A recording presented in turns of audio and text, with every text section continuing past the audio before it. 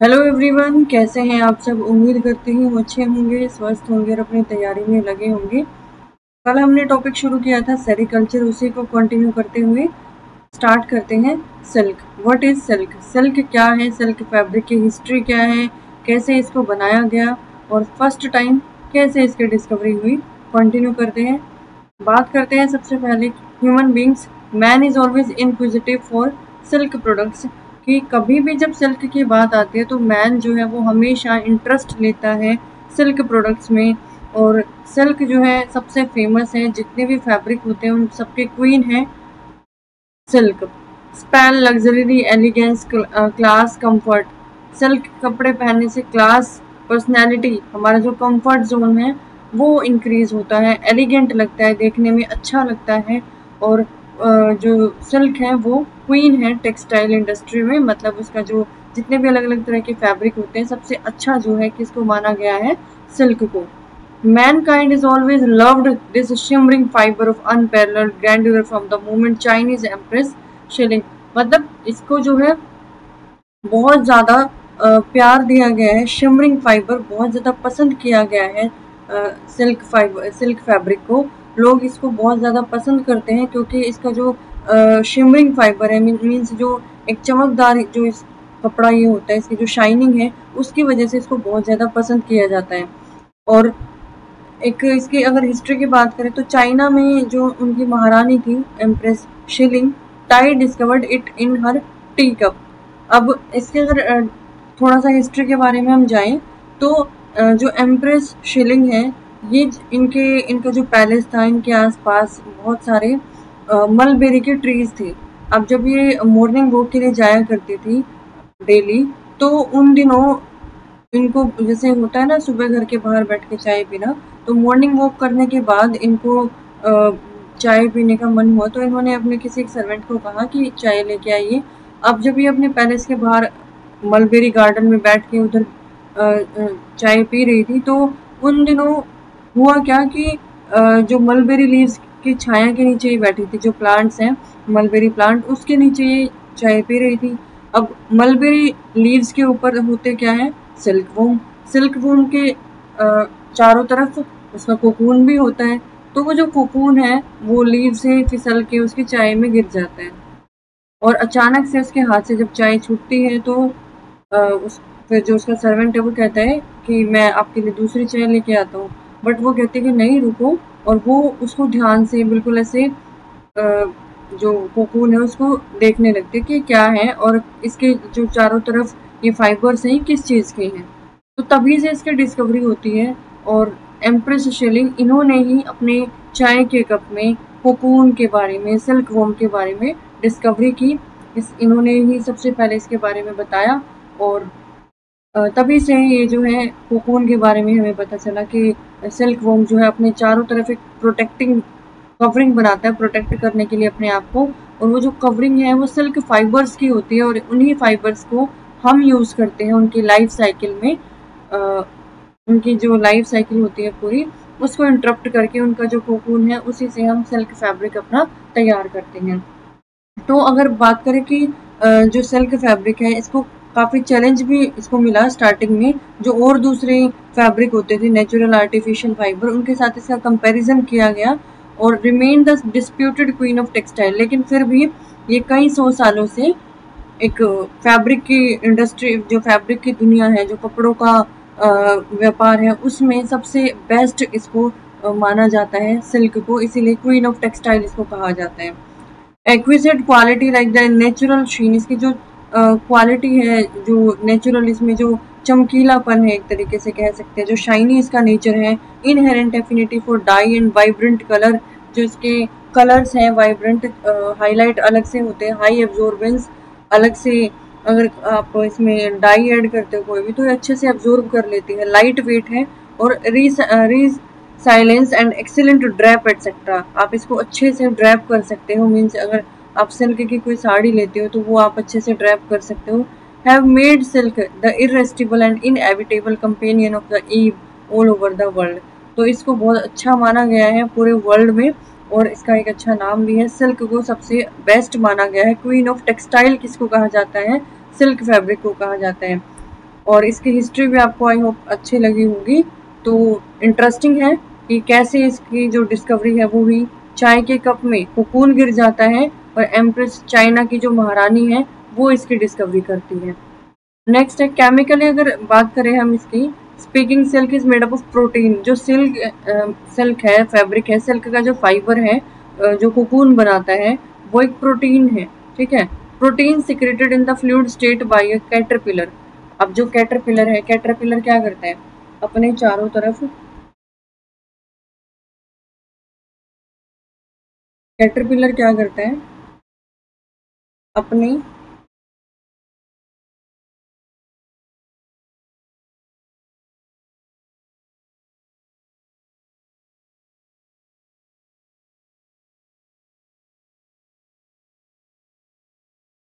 Caterpillar अपनी body से secrete करता है प्रोटीन्स, और उसी अपनी जो फ्लूइड इसकी बॉडी से रिलीज होगा उसी फ्लूइड से ये फाइबर बनाता है, सिल्क फाइबर, सिल्क यार्न, और इस तरीके से अपनी बॉडी को प्रोटेक्ट करता है। और फाइनली हमें कुछ ऐसी अपीयरेंस इसकी विजिबल होगी कुछ इस तरीके से, ठीक है। तो ये जो फ्लूइड स्टेट में अपने कैटरपिलर जब फ्लूइड स्टेट में होगा, secreted in the fluid state by caterpillar, caterpillar fluid state में प्रोटीन कुछ रिलीज करता है और उसी प्रोटीन से इसका एक कोकून रेडी किया जाता है और पॉपुलरली नोन एज सिल्क वोम। जो ये सब कुछ करता है उस इंसेक्ट को हम क्या कहते हैं, सिल्क वोम। अब यही सिल्क वोम फीड ऑन, किसके ऊपर फीड ऑन करता है, सिलेक्टेड कुछ फूड प्लांट्स हैं जिनके ऊपर ये फीडिंग करता है। स्पिन कोकून, अपने चारों तरफ ऐसे कोकून की स्पिनिंग करता है, कोकून बनाता है, प्रोटेक्टिव सेल भी हम इसको कह सकते हैं। और अपनी लाइफ जो है परपिचुएट द लाइफ, ठीक है, लाइफ इसकी कंटिन्यू रहती है। आफ्टर लाइफ साइकिल हमने कल इसकी देखी थी, इसमें कैटरपिलर, लार्वा और ये स्टार्टिंग में हमने किया था इसकी जो लाइफ साइकिल है।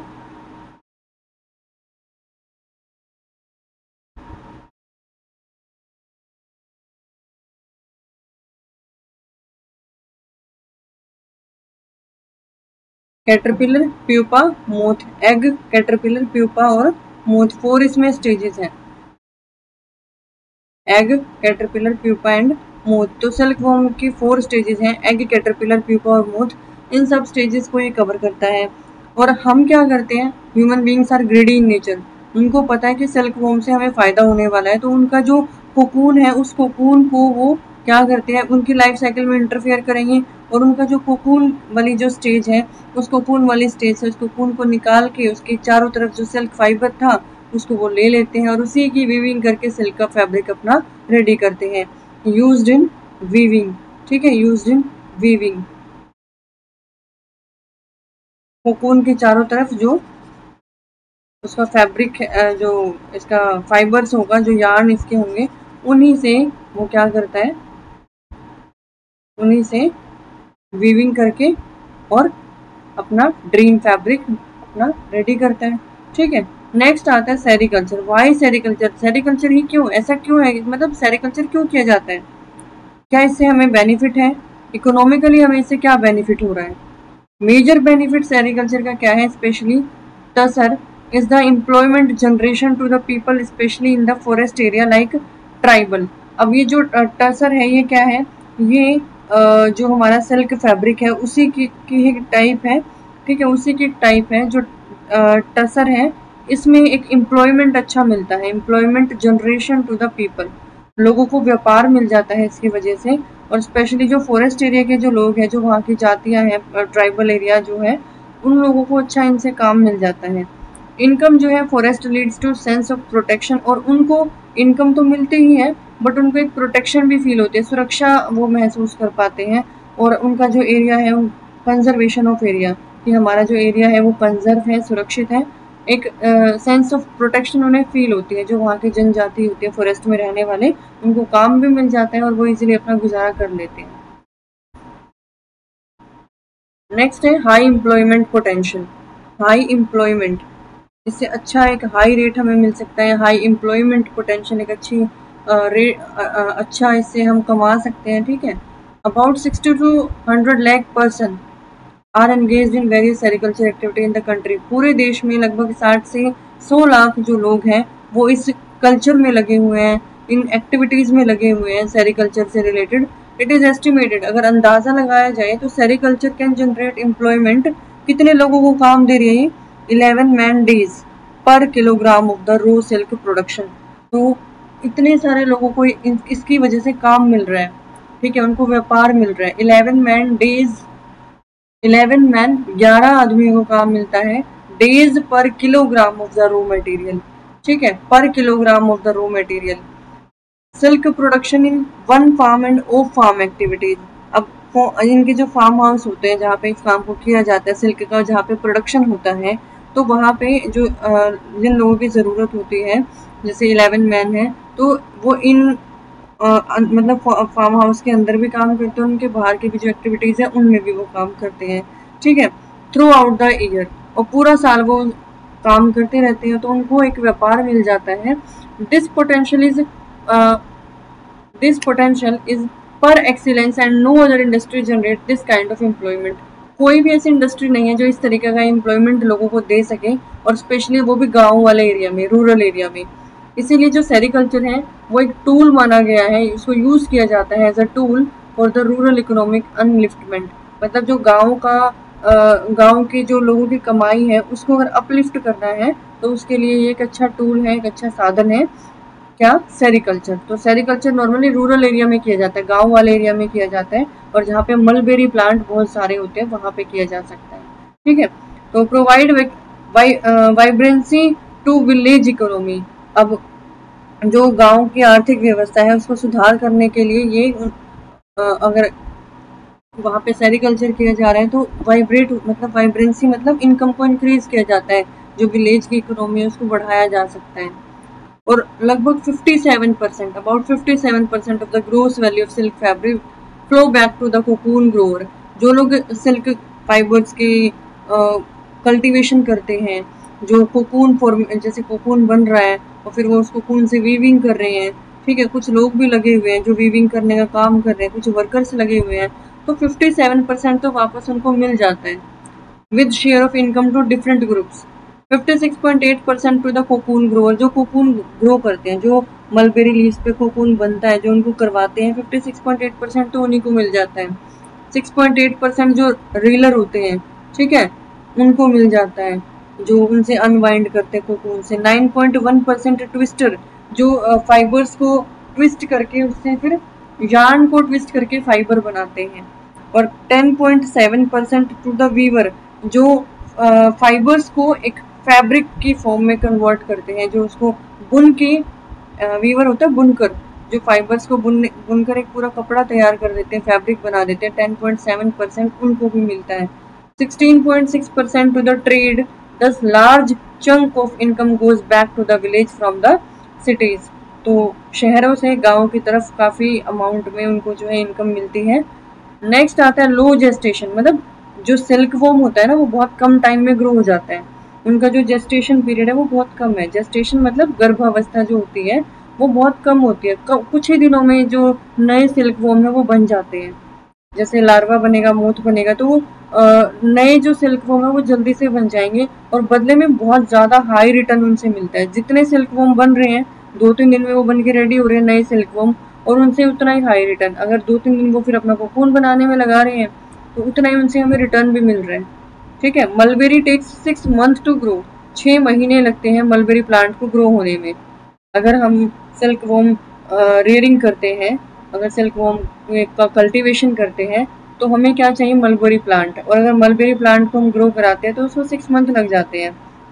Mulberry once planted will go on supporting silk worm. अगर एक बार मलबेरी प्लांट को लगा दिया गया तो वहाँ पे हम 15 से 20 सालों तक लगातार सिल्क वॉर्म की रेयरिंग कर सकते हैं, सिल्क वॉर्म का कल्टीवेशन कर सकते हैं, और सिल्क फैब्रिक के लिए वहाँ से हम रॉ मटेरियल यूज़ कर सकते हैं, ठीक है। Depending on input and management, depend करता है कि आप कैसा काम कर रहे हो, कितना आप इनपुट लगा रहे हो, कितनी मेहनत से आप काम कर रहे हो, मैनेजमेंट कैसे कर रहे हो, सारी चीज़ों को कैसे हैंडल कर पा रहे हो, ठीक है। तो वो सारी चीज़ें भी होती हैं। अगर आप 15 to 20 ईयर्स तक लगातार कुछ काम करोगे तो आपको इनपुट तो देना पड़ेगा।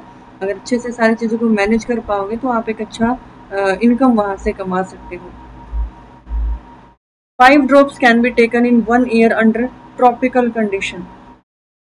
By adopting stipulated package of practices, जो पुराने टाइम से जो चलता आ रहा है, तो एक फार्मर जो है कितना कमा लेता है, क्या उसकी इनकम क्या होती है पर एनम पूरे साल में, लगभग 50,000 पर एकड़, एक एकड़ में वो 50,000 50,000 रुपये कमाता है एक साल में। और हार्ड वर्किंग होते हैं फार्मर्स, बहुत मेहनत करते हैं। Proper maintenance and input can reach up, जो उनका इनपुट है, जो उनकी मेहनत है, जो वो प्रॉपर मेंटेन करके रखते हैं सारी चीज़ों को, तो उन सबको देखते हुए एक साल में लगभग वो कितना कमा लेते हैं, 2 लाख रुपए वो कमा सकते हैं। अगर वो सारी चीज़ों को अच्छे से मैनेज कर पाएंगे तो 2 लाख तक वो कमा सकते हैं एक साल के अंदर फ्रॉम 1 एकड़। 1 एकड़ से है ये इतनी इनकम उनकी। अगर ज़्यादा 1 से 2 होंगे तो 4 लाख हो जाएगा, 3 एकड़ होंगे तो फिर 6 हो जाएगा। तो अकॉर्डिंग टू द प्लेस, जितना प्लेस होगा, जितना एरिया इंक्रीज होता जाएगा, उतनी उनकी इनकम भी इंक्रीज होती चली जाएगी। Fourth point, women friendly occupation. आपने नॉर्मली देखा होगा जब जो सिल्क वॉर्म की जो कल्टीवेशन की जाती है, जो सेरिकल्चर होता है, वहाँ पे वुमेन ज़्यादा काम करती है as compare to man. Womens ज़्यादा होती है क्योंकि जो बुनने का काम होता है ये फीमेल ज़्यादा अच्छे से कर पाती है।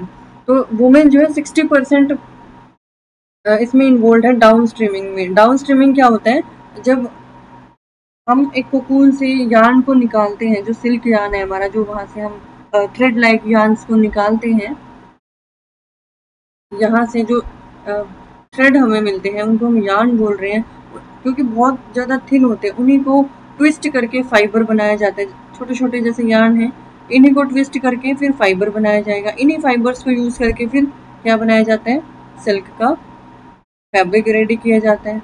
ठीक है, तो जो उनके डाउन स्ट्रीमिंग होते हैं, यहाँ से यार्न को निकालने के बाद उसका डाउन स्ट्रीमिंग मीन्स हमें रॉ मटेरियल मिलने के बाद जो भी उसके बाद का काम होता है, ठीक है, वो सारी चीज़ें किस में आती है, डाउन स्ट्रीमिंग। अब जैसे इसका फैब्रिक रेडी किया जाएगा, फिर उसमें कलरिंग की जाएगी, कलर ऐड किया जाएगा, फिर कलर ऐड करने के बाद उसको ड्राई किया जाता है, सुखाया जाता है, साफ किया, कटिंग की जाती है, पैकिंग की जाती है, वो सब डाउन स्ट्रीमिंग में आता है। तो वो सारी जो एक्टिविटीज़ है कंट्री में नॉर्मली 60% फीमेल करती है हमारी कंट्री में। और ऐसा क्यों है, ऐसा क्योंकि इनको जो फीमेल है वो अच्छे से मैनेज कर पाती है। ठीक है, सेरिकल्चर में जितनी भी एक्टिविटीज़ है, मलबेरी गार्डन मैनेजमेंट है, लीफ हार्वेस्टिंग है, सिल्क वॉर्म रियरिंग है, तो वो सारी चीज़ें फीमेल जो है वो अच्छे से कर पाती है। Even silk reeling industry including weaving is 100% supported by them.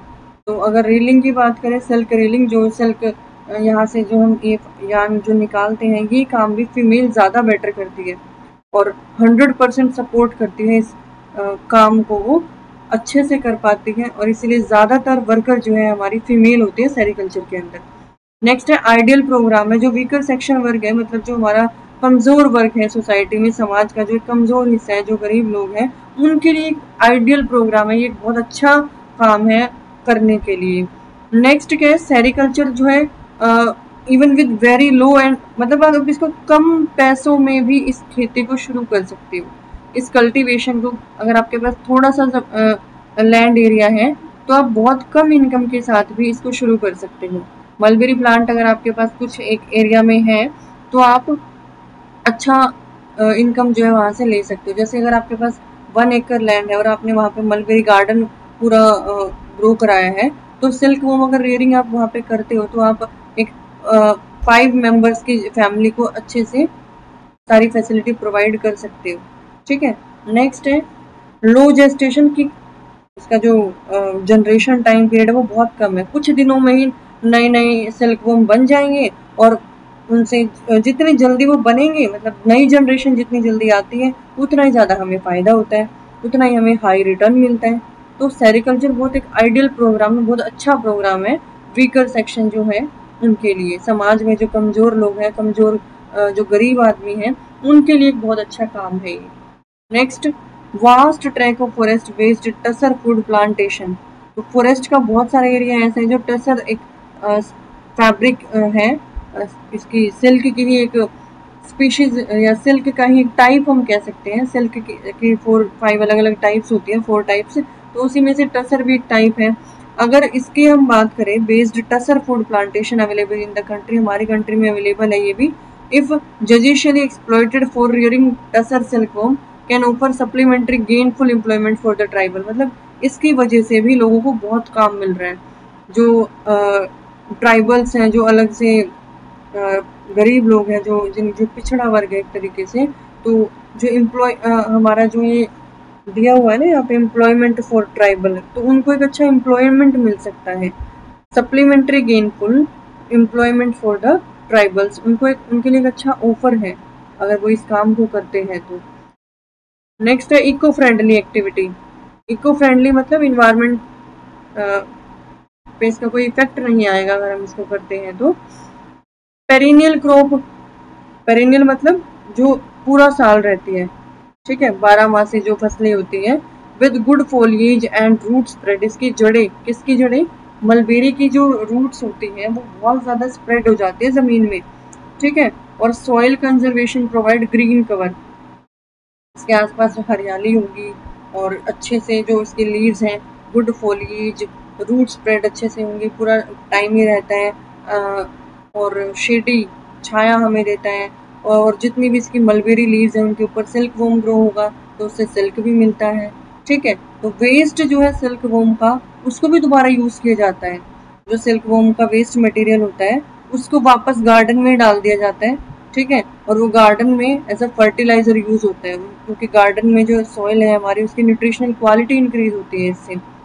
Dried mulberry leaves की जो होती है, ड्राइड मलबेरी जो ट्विक्स हैं, टूटी हुई टहनियाँ, पत्तियाँ जो होती है, ब्रांचेस जो हैं, उन सबको भी हम यूज कर सकते हैं, एज अ फ्यूल यूज किया जा सकता है, ठीक है। और उससे क्या होगा कि वेजिटेशन, वनस्पतियों पे जो प्रेशर है ना जलाने का, उनसे प्रोडक्ट बनाने का नए नए, वो थोड़ा सा हम कम कर सकते हैं। नेक्स्ट है being a labour intensive and predominantly agro based activity. Labour intensive, बहुत ज़्यादा हमें लेबर की ज़रूरत पड़ती है, ठीक है। एग्रो बेस्ड ही एक्टिविटी है, कृषि से रिलेटेड एक्टिविटी है। तो स्मोक एमिटिंग मशीनरीज मिनिमल, क्योंकि ज़्यादातर इसमें लोग काम करते हैं और ज़्यादातर ये कृषि से रिलेटेड है, तो यहाँ पे मशीनों का कम इस्तेमाल होता है, मशीनें बहुत कम यूज़ होती हैं, और मशीनें कम है तो धुआं भी कम निकलता है। मशीनों से जो वेस्ट, जो पोल्यूशन होता है, जो पोल्यूशन निकलता है, जो वेस्ट मटेरियल निकलता है, वो बहुत कम होगा, ठीक है। नेक्स्ट क्या है, डेवलपमेंटल प्रोग्राम इनिशिएट किए जा सकते हैं मलबेरी प्लांटेशन के लिए।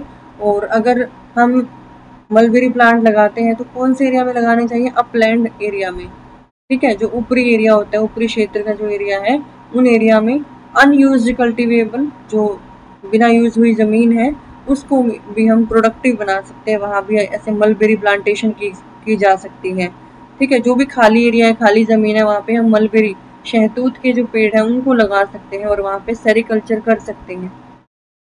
मलबेरी कैन ऑल्सो भी कल्टिवेटेड इंटरक्रॉप, हम इसको एज इंटरक्रॉप भी यूज कर सकते हैं, इंटरक्रॉप में भी लगा सकते हैं। जैसे किसी भी फील्ड एरिया में, इतने एरिया में हम कोई एक अलग से क्रॉप ग्रो कर रहे हैं, ठीक है, इतने एरिया में दूसरी क्रॉप को ग्रो करवा रहे हैं, इतने एरिया में दूसरी किसी थर्ड क्रॉप को ग्रो करा रहे हैं, तो ऐसे इंटरक्रॉप भी हम इसको ग्रो कर सकते हैं।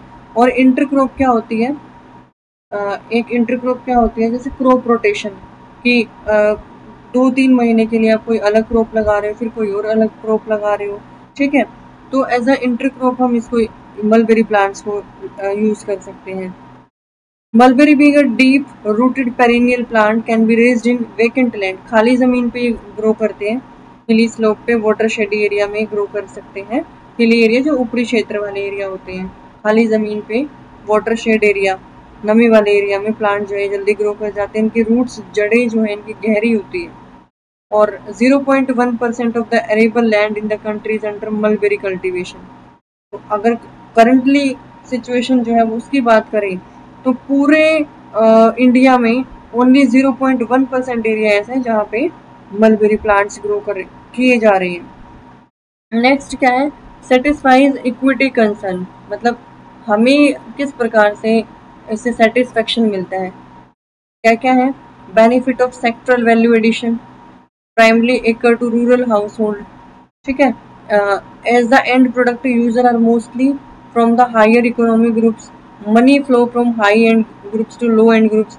मीन्स एक तरीके से जो हमें यहाँ से इकोनॉमिकली सपोर्ट मिल रहा है, ठीक है, बेनिफिट मिल रहा है, वैल्यू इसकी जो सिल्क वॉर्म है इसकी वैल्यू को इसको वैल्यू मिल रही है, इस काम को वैल्यू मिल रही है, और जो रूरल हाउस होल्ड जो गांव के लोग हैं उनको एक अच्छा व्यापार मिल रहा है, ठीक है। एंड प्रोडक्ट जो है इसका, जो फैब्रिक रेडी किया जाता है, इसका एंड प्रोडक्ट सिल्क वॉर्म से फैब्रिक जो तैयार किया जाता है उसकी higher economic groups money flows, मतलब बहुत ज़्यादा इंपॉर्टेंस है, लोग बहुत ज़्यादा उसको पसंद कर रहे हैं, और मनी फ्लो पैसा आ रहा है यहाँ से high end group to low end group, मतलब शहरों से गांव में इन चीज़ों की वजह से ही विकास हो रहा है। Cases of landless family engage in cocoon production, जिनके पास ज़मीनें कम है, लैंडलेस फैमिली है, वो कोकून प्रोडक्शन में लगे हुए हैं, मलबेरी प्लांट को ग्रो करवा रहे हैं, और जो लोकल फार्मर है are common in some state, वो भी इन सब चीज़ों को कर रहे हैं, ठीक है। क्या कर रहे हैं, मलबेरी का प्लांट जो है उसी की खेती कर रहे हैं, उनके ऊपर सिल्क वॉर्म लगा रहे हैं, सिल्क वॉर्म को ग्रो करवा रहे हैं, और सिल्क का जो फैब्रिक है उसके लिए रॉ मटेरियल कंपनीज को, फैक्ट्रीज को उनको प्रोवाइड कर रहे हैं, ठीक है। Mulberry farming is also done in community government land, जमीन जो सरकार की जमीन है, जो कुछ प्राइवेट सेक्टर होते हैं, सामाजिक जो कुछ ऐसा ऐसा एरिया जो होता है वहाँ पे भी हम इसको यूज़ कर सकते हैं, जो मलबेरी प्लांट है। तो गवर्नमेंट की जो लैंड है, where landless are given limited right to cultivate mulberry, क्योंकि अगर गवर्नमेंट की ज़मीन होगी तो उसके कुछ रूल्स रेगुलेशन होंगे, उनको फॉलो करते हुए हम वहाँ पे मलबेरी फार्मिंग कर सकते हैं। Where do we find silk, इसको हम करेंगे नेक्स्ट वीडियो में। तो आज की वीडियो में इतना ही। आई होप आपको वीडियो अच्छी लग रही होगी।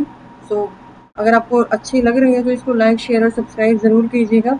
सेरिकल्चर हम कंप्लीट छोटी छोटी वीडियो में कंप्लीट करेंगे, क्योंकि एक ही वीडियो बहुत लंबी हो जाएगी, ठीक है। तो जो नेक्स्ट टॉपिक है वो नेक्स्ट वीडियो में कवर करेंगे हम, और अभी के लिए जो मैंने कराया है आपको वो अच्छे से कीजिएगा आप। इसमें हमने इकोनॉमिक वैल्यू को समझा है और हिस्ट्री को पढ़ा है, दोनों ही चीज़ें की हैं। तो धीरे धीरे सेरिकल्चर कंप्लीट करेंगे, बट आप बने रहिएगा मेरे साथ, और हर एक वीडियो को अच्छे से कीजिएगा। फर्स्ट में हमने इंट्रोडक्शन किया है, नेक्स्ट जो वीडियो होगी वो भी सेरिकल्चर की ही होगी, और टॉपिक वाइज हम इसको कवर करेंगे, बट छोटी छोटी वीडियो में बनाएंगे, क्योंकि अगर बड़ी वीडियो बन जाएगी तो उसको आप इंटरेस्ट लेके भी नहीं देखते, और बड़ी वीडियो को अपलोड करने में भी प्रॉब्लम आती है फिर। So thanks to all.